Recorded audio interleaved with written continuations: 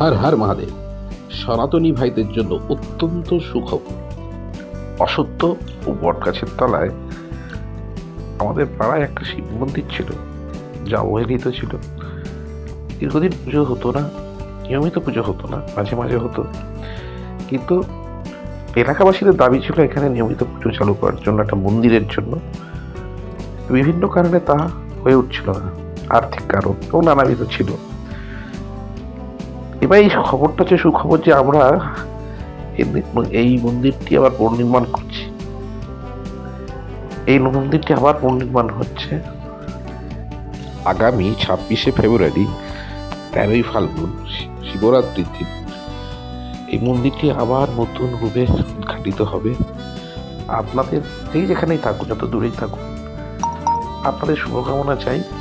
আপনারা দেখতে থাকুন, এই মন্দিরটা যেন সফলভাবে আবার দাঁড়িয়ে ওঠে, যেন পূজা অর্চনা নিয়মিত হয়, এলাকায় একটা সনাতনী কার্যকলাপ চলুক, এটাই আমাদের কামনা। হর হর মহাদেব।